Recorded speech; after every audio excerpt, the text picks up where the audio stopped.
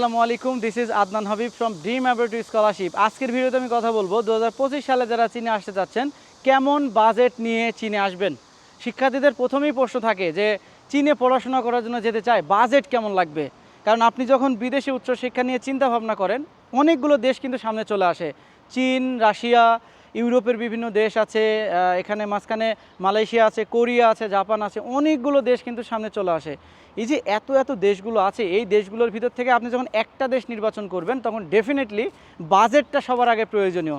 কারণ প্রত্যেকটা শিক্ষার্থী যারা বিদেশে উচ্চশিক্ষায় আসতে চায় বা আসার চিন্তাভাবনা করে, সবার আগে প্রয়োজন হচ্ছে তার বাজেটটা, যে আমি বিদেশে যেতে চাই, কত টাকা আমার বাজেট নিতে হবে। কারণ এক এক ফ্যামিলির বাজেট এক এক রকম। সাধারণত আমাদের দেশ থেকে যে সকল ছেলেমেয়েরা বিদেশে পড়তে আসে তাদের সবারই বাজেট প্রবলেম থাকে, বেশিরভাগেরই। 100 জন যদি স্টুডেন্ট বিদেশে পড়তে আসার ইচ্ছা করে, তার 80 জনেরই সমস্যা হলো বাজেট তেমন নাই।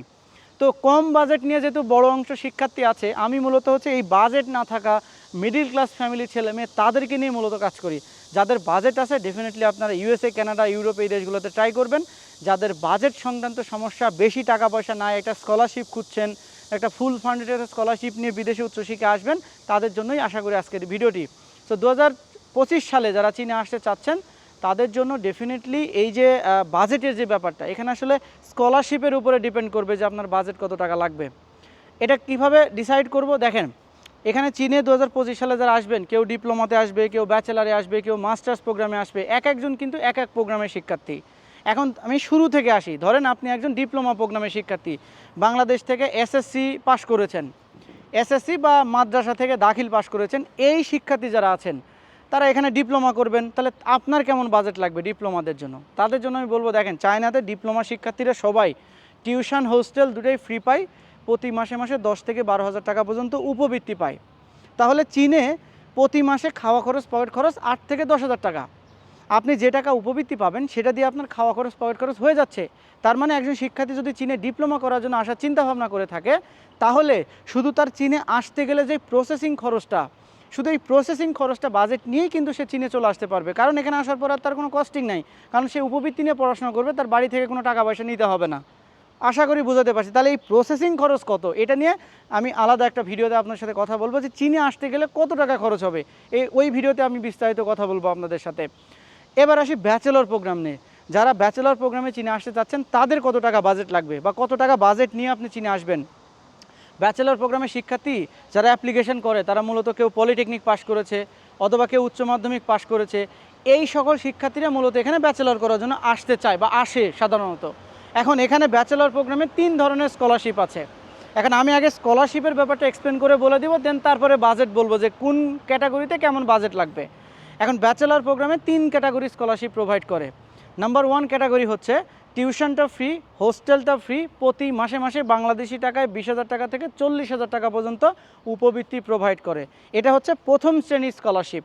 দ্বিতীয় শ্রেণীর যে স্কলারশিপটা আছে, সেই স্কলারশিপে আপনাকে টিউশন, হোস্টেল দুটোই ফ্রি দেওয়া হবে। তৃতীয় শ্রেণীর যে স্কলারশিপটা আছে, সেখানে শুধু আপনাকে অনলি টিউশনটা ফ্রি দেওয়া হবে, হোস্টেলের ভাড়াটা আপনাকে 20,000 টাকা থেকে 40,000 টাকা পর্যন্ত আপনাকে পরিশোধ করতে হবে। তাহলে 3 ক্যাটাগরি স্কলারশিপের মোটামুটি একটা ধারণা পেয়ে গেলেন। আপনাদের 3 ক্যাটাগরি স্কলারশিপ এখানে আছে, তাহলে এক একজন যেহেতু এক এক ক্যাটাগরি স্কলারশিপ পাচ্ছে, ডেফিনেটলি তাহলে বাজেটটাও ভিন্ন হবে। এখন যে সকল শিক্ষার্থী প্রথম শ্রেণীর স্কলারশিপ পাবে চীনের জন্য, তাদের আশা করা যায় যে তারা যদি ওই প্রথম শ্রেণীর স্কলারশিপটা ধরে রাখতে পারে, তাহলে তারা শুধু চায় না আসতে গেলে যে বাজেটটুকু লাগে, সেই বাজেটটুকু নিয়ে কিন্তু চলে আসলেই হয়ে যাচ্ছে। এখানে আসার পরে কিন্তু তার আর কোনো খরচ নাই, বাড়ি থেকে কোনো টাকা পয়সাও কিন্তু তাকে নিতে হচ্ছে না। যদি সে স্কলারশিপটা 4 বছর পর্যন্ত ধরে রাখতে পারে, তাহলে কিন্তু তাকে শুধু চীনে আসা যে প্রসেসিং খরচ, এই প্রসেসিং খরচ করেই কিন্তু সে চীনে চলে আসতে পারে, তার কিন্তু কোনো বাজেট লাগবে না। তাহলে চীনে আসার প্রসেসিং খরচ কত? 70 থেকে 80,000 টাকা প্রসেসিং খরচ হইলে কিন্তু চীনে চলে আসা যায়, যে খরচগুলো আপনি নিজের হাতে করতে পারবেন। আর একজন আপনি যার সহযোগিতা নেবেন, তাকে আপনি 10 টাকা, 20 টাকা, কয় টাকা পারিশ্রমিক দিবেন সেটা ডেফিনেটলি আপনার ব্যক্তিগত, এবং যার সহযোগিতা নেবেন সে আপনার কাছ থেকে কত টাকা পারিশ্রমিক নেবে সেটা তার সাথে আপনার ব্যক্তিগত গোপনীয় ডিল। বাট চীনে আসার জন্য প্রসেসিং খরচ হচ্ছে 70 থেকে অলমোস্ট 80,000 টাকা হলেই সব প্রসেসিং করা যায়। বি ক্যাটাগরি স্কলারশিপ যে সকল শিক্ষার্থী পাবে, মানে দ্বিতীয় শ্রেণীর স্কলারশিপ পাবে, তারা দেখেন এখানে টিউশন, হোস্টেল দুটোই ফ্রি পাচ্ছে। তাহলে তার খরচ কি থাকছে? চীনে আসার প্রসেসিং খরচ, সাথে যুক্ত হচ্ছে তার প্রতি মাসের খাওয়া খরচ, পকেট খরচ। তাহলে প্রতি মাসের খাওয়া খরচ, পকেট খরচ একজন শিক্ষার্থীর 8,000 থেকে 10,000 টাকা লাগে চায়নাতে। এখন ধরেন আমি 8,000 টাকা ধরলাম, 8,000 টাকা যদি আমি প্রতি মাসে ধরি, তাহলে বছর শেষে আমি হিসাব যদি করি, তাহলে 8 বারাং 96,000 টাকা, আমি 1 লাখ টাকায় ধরলাম। তাহলে একজন শিক্ষার্থীর প্রতি বছরে যদি 1 লক্ষ টাকা খাওয়া খরচ, পকেট খরচ যায়, তাহলে সেটা 4 বছরে 4 লক্ষ টাকা।